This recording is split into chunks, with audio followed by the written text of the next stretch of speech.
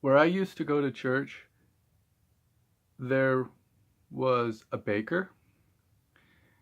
There was an old man who worked with leather, and he had a few different jobs over the years, but he was not a scientist. There was a painter, um, paints houses, paints buildings. And there were housewives, and there were pipe fitters and welders. But for the most part, they were not geologists. They were not biologists. Yeah, there were a few doctors, but mostly old doctors. Their education was finished long before the 90s. So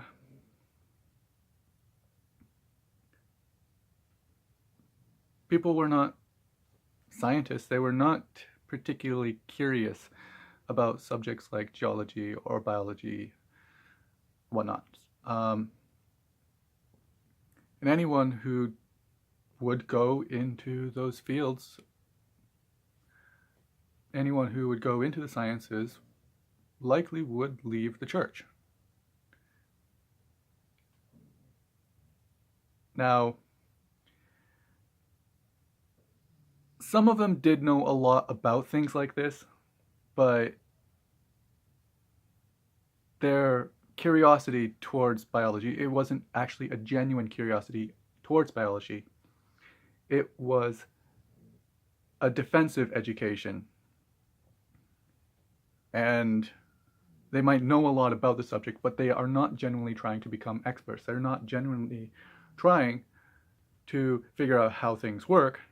They're trying to poke holes in anything that goes against their sacredly held beliefs. I was genuinely curious about how things work, and that has been my study of biology.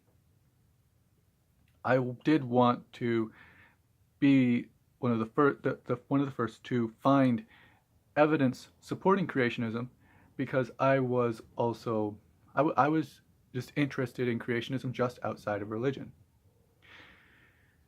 Now, what I have learned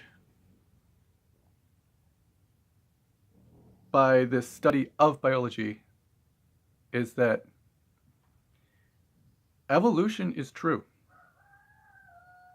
Evolution is true even if creationism is true. To understand that, you have to actually understand the definition of evolution.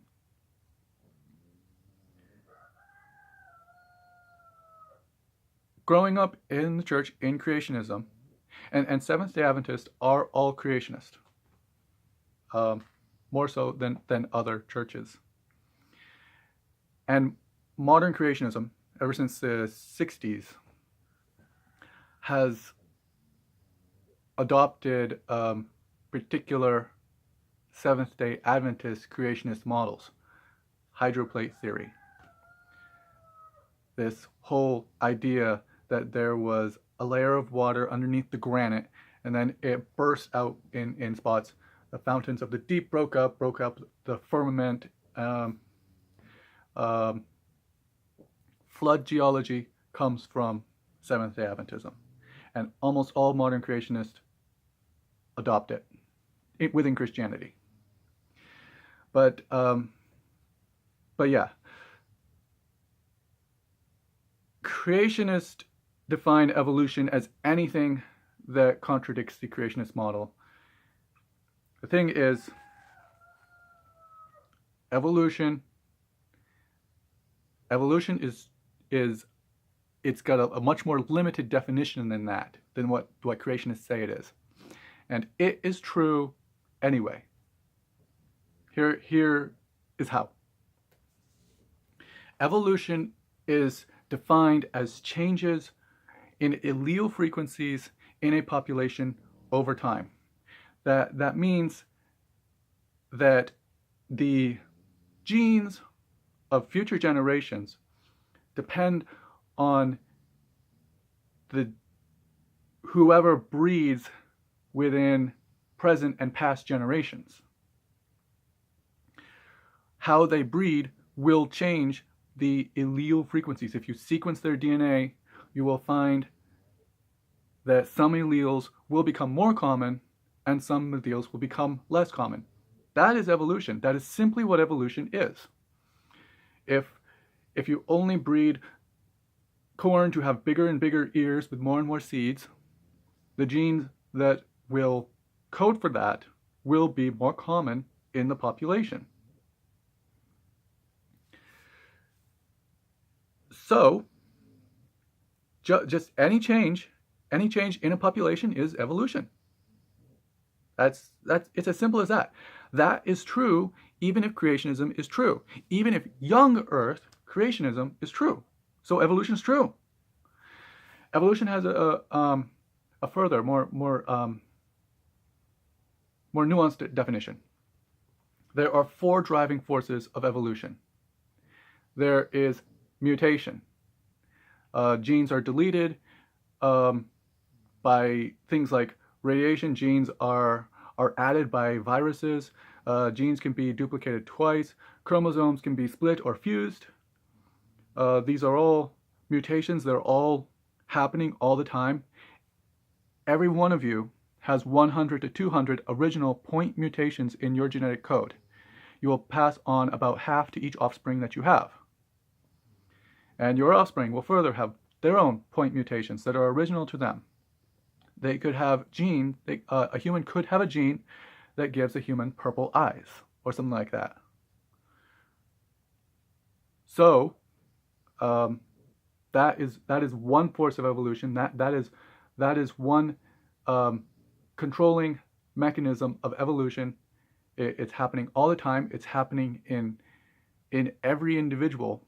Most of those mutations do nothing, but sometimes those mutations will cause a change in the phenotype of an organism, and it could be possible that if you have one baby with purple eyes, it could become a normal trait for the human species, maybe even a universal trait.